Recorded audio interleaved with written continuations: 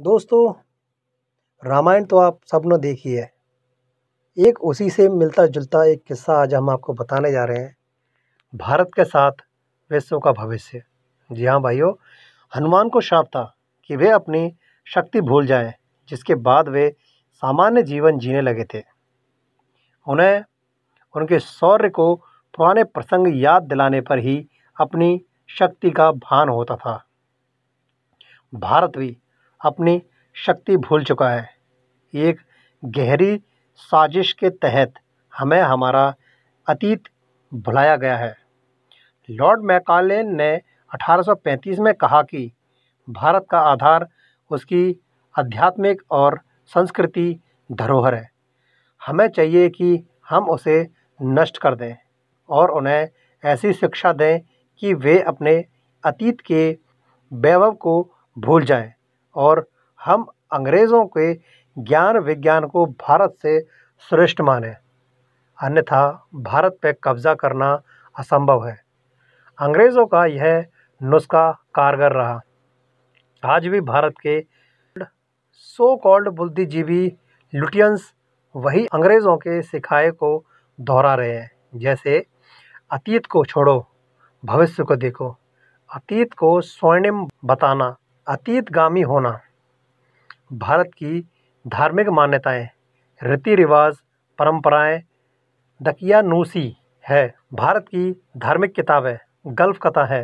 हर प्रश्न का उत्तर विज्ञान और मनोविज्ञान में निहित है, धर्म या दर्शन में नहीं। आत्मा, पुनर्जन्म, मोक्ष, अपवर्ग आदि कुछ नहीं होता। आदि आदि आदि।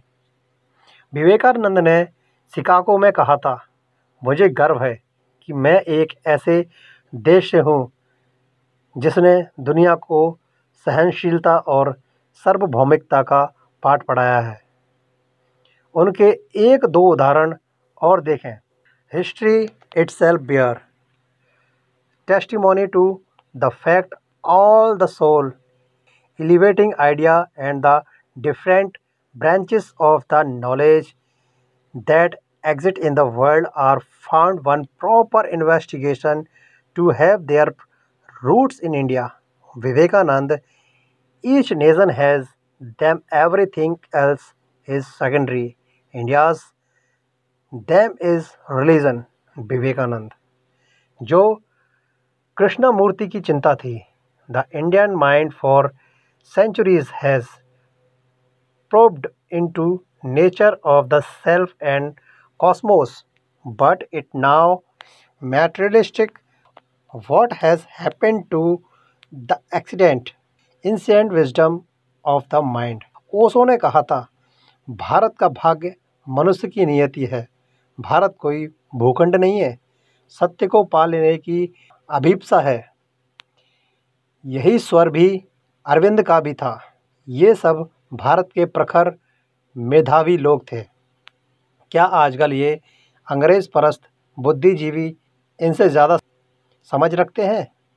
ये हम भारतवासियों के विवेक और अनुभव पर निर्भर है कि हम किन की बातें मानें। क्या कारण है कि हमारे बच्चे अकबर और शाहजहाँ के नाम तो जानते हैं, मगर कनिष्क और समुद्रगुप्त का नाम नहीं जानते। शेक्सपियर को जानते हैं लेकिन कालिदास को नहीं जानते। मैकियावेली, मार्क्स को जानते हैं लेकिन चाणक्य और वशिष्ठ को नहीं जानते।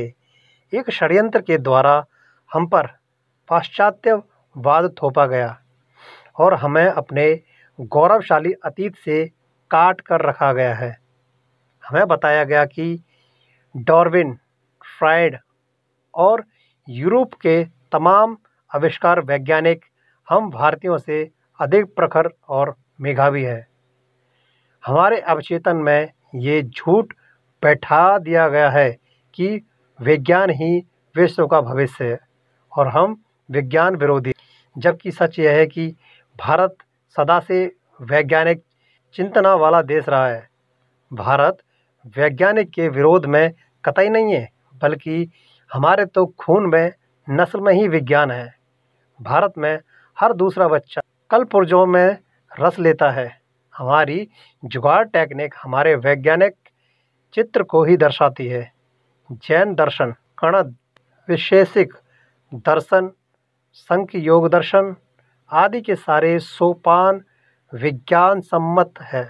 चिकित्सा शास्त्र में चरक सुश्रुत से लेकर भौतिक में वराहमिहिर आर्यभट्ट तक हमारी पूरी चिंता विज्ञान, गणित और खगोलिक पर आधारित है। गणित और तकनीकी भारत के डीएनए में बसी है। ईस्वी से 200 वर्ष पूर्व अपने 84,000 स्तूप क्या बिना किसी विज्ञान के बन गए थे? भारत में चिकित्सा, भौतिकी, गणित, तर्क शास्त्र, भाषा, व्याकरण, ज्योतिष, छंद, निरुक्त वगैरह ही नहीं, बल्कि नृत्य, नाट्य, संगीत और चित्रकला जैसी ललित कलाएं भी समृद्धि के शिखर पर पहुंची। यहाँ तक कि काम कला और पाक कला भी। किंतु ब्रह्मा समृद्धि का अतिरिक्त अतः अंतर्मुख हो ही जाता है और तब प्रश्न उठते हैं कि और क्या? जीवन का ध्येय क्या है? हम कौन हैं? जीवन क्या है? मृत्यु क्या है? ये विराट अस्तित्व किससे है? किस हेतु है? इन्हीं अस्तित्वगत प्रश्नों ने भारत को सत्य की ओर अभिमुख कर दिया और भारत की सबसे प्रखर मेघा आत्मोन्मुख हो गई। लिहाजा भारत में विज्ञान के साथ साथ आत्मज्ञान, बौद्ध और साधना का अनूठा दर्शन विकसित हुआ। वेद, उपनिषद, गीता, षड्दर्शन, द्वैतवाद, जैन, बौद्ध दर्शन आदि विश्व को भारत की अनुपत देन है। हमारे यहाँ तंत्र योग, ज्ञान, कर्म, शक्ति और साधना हजारों पद्धतियाँ विकसित हुई, मगर इसका एक दुष्परिणाम भी हुआ।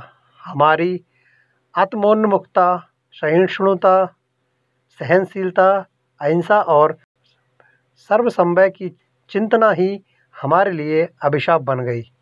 हम पर निरंतर आक्रमण हुए और हमारा बहुत कुछ लूट लिया गया, मगर इस भूखंड की ग्रहता ऐसी थी कि जो आक्रमणकारी आया यहीं का होकर रह गया। निरपवाद रूप से लगभग अभी आक्रमणकारी भारतीय ही हो गए। लिहाजा हजारों भाषाएं, बोलियां, रिवायत और विविधतापूर्ण संस्कृति छटा का एक अनोखा इंद्रधनुष प्रकट हुआ, जो विश्व में अतुल्य, अद्वितीय, अनुपेय है। हाँ, यह भी सच है कि इन हजार वर्षों की अस्त व्यवस्था के चलते भारतीय समाज में बहुत सी कुरीतियाँ और कुप्रथाएं भी प्रवेश कर गई थी। वे हट रही हैं, हटनी चाहिए भी, लेकिन जो श्रेष्ठ है वो बचा रहना चाहिए, संरक्षित रहना चाहिए। हाँ, यह भी सच है कि भारत एक राष्ट्र के रूप में कभी लगातार संगठित नहीं रहा है। मजबूत और प्रसादवादी राजाओं ने उन्हें इसे कुछ समय तक एक छन्न के नीचे रखा, मगर उनकी सत्ता दहते ही यह पुनः बिखर गया। कनिष्क के राज्य में चीन और रूस का कुछ हिस्सा भी सम्मिलित था। अशोक का साम्राज्य ईरान से लेकर वर्मा तक फैला हुआ था, मगर तमाम बिखराव के बावजूद भी इस देश की जिजीविषया लगभग एक ही रही। सारी विविधताओं के बाद भी आध्यात्मिक उन्नयन और उत्सव धार्मिकता ही भारत भूखंड की मूलधारा रही है। यह भी नहीं भूलें कि क्षेत्रीय स्वार्थ लोलुपता अतीत में भी भारत का महारोग रही है और इस रोग के कारण भारत बारंबार अशक्त और गुलाम हुआ है। बेशक आज का भारत अब इतना बड़ा नहीं है, इसके अनेक टुकड़े हो चुके हैं, मगर जो है वो कम नहीं है। अब भारत एक राष्ट्र है और लोकतांत्रिक भारत को 70 साल हो चुके हैं और इस नए भारत को लेकर हमें भविष्य के स्वप्न बुनने हैं।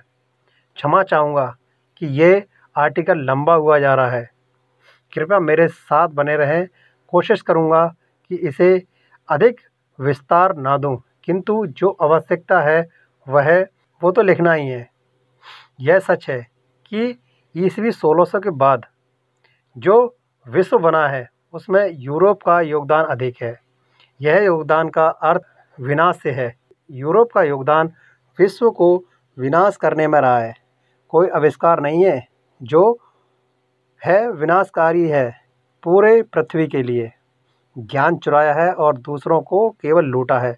अत्याचारी रहा है, अभी भी है।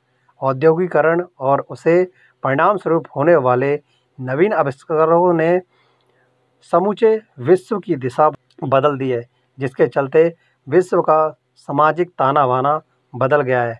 विश्व में नई सामाजिक दर्शन भी विकसित हुई है। वामपंथ औद्योगिक क्रांति की प्रतिक्रिया थी। फ्रांस क्रांति से उठी लोकतंत्र की अवधारणा दरअसल संबंधवाद राजतंत्रशाही की प्रतिक्रिया थी। साम्राज्यवाद और औद्योगिकरण की दौड़ में यूरोप ने ताबड़तोड़ आविष्कार किए और उधर गत 300 वर्ष में विश्व को पूरा बदल दिया। मगर बाहरी सुख सुविधाओं, गैजेट्स, टेक्नोलॉजी और संचार के अलावा मानवीय चेतना के भी भीतर पहलुओं पर कोई ध्यान नहीं दिया गया। हालांकि इसके कुछ अच्छे पहलू भी थे। नव भौतिकी, मेडिकल साइंस और मनोविज्ञान भी आधुनिक विश्व को यूरोप की देन है। पश्चिम का दर्शन सदा से पार्थवादी रहा है, लेकिन मात्र विज्ञानोन्मुखता मानवता के लिए घातक है, क्योंकि जीवन भौतिक व अभौतिक दोनों है। भूल की पखंडी भौतिक है, लेकिन फूल का एहसास अभौतिक है। मानव मस्तिष्क और शरीर के हिस्से सिर्फ अनुभवों के प्रकटीकरण का प्लेटफॉर्म है। अनुभव मस्तिष्क नहीं है, वह मस्तिष्क में प्रकट भर होता है। भारत अभौतिक की यात्रा है। अभौतिक को अस्वीकार करना आधे अस्तित्व का अस्वीकार है। यह अधूरा आदमी है। मनुष्य की चेतना के अनेक पश्चिम की पहुंच विज्ञानमय कोष से आगे नहीं है। भारत आनंदमय कोष की खोज है। पश्चिम भौतिक के सैचुरेशन पॉइंट पर आकर खड़ा हो जाता है। वह आधुनिक विश्व में अपने योगदान की पूर्ण आहुति डाल चुका है, मगर इस यज्ञ से सिर्फ नफरत और हिंसा का धुआं ही उठता है। अब भारत के योगदान की बारी है। भारत विश्व को इस घुटन भरे धुएं से निकाल सकता है। भारत का दर्शन, संस्कृति, विरासत और अध्यात्म ही विश्व को भारत का बड़े से बड़ा कंट्रीब्यूशन होगा। भारत का दर्शन है कि चेतना की उपलब्धि ही मनुष्य का अंतिम अभिष्ट है। चेतना की उपलब्धि ही विश्व की दिशा है और चेतना का अभाव ही सब असमानता, हिंसा और दमन और प्रभुता की कमान की जड़ है। अब तो इधर विज्ञान ने भी जान लिया है कि पदार्थ अंततः चेतना ही है, मगर उस चेतना में बहुत की विधि उसके पास नहीं है। विज्ञान अपने सैचुरेशन पॉइंट पर खड़ा है। यहाँ से आगे की छलांग विज्ञान के लिए भी अध्यात्म ही है, क्योंकि विज्ञान सिर्फ उसे ही जान सकता है जो मैटर है, पदार्थ है, यानी कि ऑब्जेक्ट है। क्योंकि विज्ञान दृश्य की खोज है, जबकि अध्यात्म दृष्टि की उपलब्धि है। भारत की पूरी यात्रा सब्जेक्ट की यात्रा है, अपदार्थ की यात्रा है। इसे समझ लें और सब्जेक्ट के जानते ही ऑब्जेक्ट का पूरा गणित जान सकता है, लेकिन सब्जेक्ट के ऑब्जेक्ट नहीं बनाया जा सकता। कोई उपाय ही है। जितनी खोज पश्चिम ने ऑब्जेक्ट की है, उतनी खोज भारत के मानसवियों ने सब्जेक्ट की है और इस सब्जेक्ट अनुभव को प्राप्त करने की अवधि भी इजाद की है। सारी फिजिक्स, केमिस्ट्री, बायोलॉजी, मनोविज्ञान आखिरकार सब्जेक्ट पर आकर रुक जाते हैं, क्योंकि सब्जेक्ट को ऑब्जेक्टिव तरीके से नहीं दिखाया जा सकता। निपट शांति, विचार शून्यता, अप्रयास से ही उसमें पहुंच संभव है। भारत के पास इसका पूरा महाविज्ञान मौजूद है। सारी बाहरी व्यवस्थाएं ऊपरी इलाज मात्र है। चैतन्य की उपलब्धियां स्थायी इलाज है। भारत प्रेम, शांति, अभय और सौंदर्य की खोज है। पश्चिम सारे संसाधन जुटा लेने के बाद भी अस्वाद में है। भारत संसाधनहीन होकर भी चैतन्य और प्रफुल्लित है, क्योंकि पश्चिम ने बाहर की यात्रा की और भारत ने भीतर की। यही कारण है कि पश्चिम के पास भव्य स्टेज तो है मगर नृत्य नहीं है, साउंड सिस्टम तो है मगर गीत नहीं है, क्योंकि पश्चिम का पूरा जोर व्यवस्था पर है जबकि भारत का अवस्था पर है। इसलिए पश्चिम व्यवस्था है, पूर्व संस्कृति है। पश्चिम के पास पदार्थ का विज्ञान है, भारत के पास चेतना का विज्ञान है। पश्चिम के पास शरीर का विज्ञान है, भारत के पास आत्मा का महाविज्ञान है। पश्चिम के पास हाउस है, भारत के पास होम है। किंतु भारत को भी सनद रहे कि वे पद्धतियाँ और कर्मकांड जो भीतर जाने में बाधक हैं और जिनके नाम पर धंधा चल रहा है, उन्हें हटाया जाना भी ज़रूरी है। अगर धर्म और संप्रदाय इस खोज में विष डालते हैं तो उन्हें ही उजागर किया जाना चाहिए, किंतु मनुष्य को मात्र विज्ञान उन्मुख मत कीजिए, उसे आत्मज्ञान उन्मुख भी कीजिए। ऊपर लेख के शुरुआत में ऊपर जो मैंने कहा था, शुरुआत में मैंने आपको बताया था हनुमान को अपनी शक्ति का विस्मरण हो गया था। भारत भी अपना अतीत विस्मृत कर बैठा है। बेशक अतीत का बोझ मत रखिए सिर पर, मगर अतीत की खुशबू, ताजगी और ऊर्जा जरूर बनाए रखिए। हम खुशकिस्मत हैं कि हमारे पास ऐसा गौरवशाली अतीत है। यूरोप और पश्चिम को तो ये भी नसीब नहीं है। ईसवी पूर्व की सभ्यताएं दो चार रही हैं, मगर इनमें भी यूनान, मिस्र की सभ्यताएं मिट गईं। उनके दर्शन, स्थापत्य और विज्ञान में विस्तार न आ सका। भारत एकमात्र ऐसा देश है विश्व में जिसका विकास कर्म कभी रुका नहीं। वेदों के साथ यहाँ षड दर्शन और जैन बौद्ध जैसे दर्शन विकसित हुए और उनका उत्तरोत्तर विकास होता गया। हमारे पास वेद और उपनिषदों का महान ज्ञान मौजूद है। योग, आयुर्वेद, संगीत, ज्ञान, नृत्य, काव्य, नाट्य आदि हर विधि की समृद्ध परंपरा है। हम हनुमान की तरह इनका स्मरण करें और अपनी प्रसुप्त शक्ति को जागृत करें।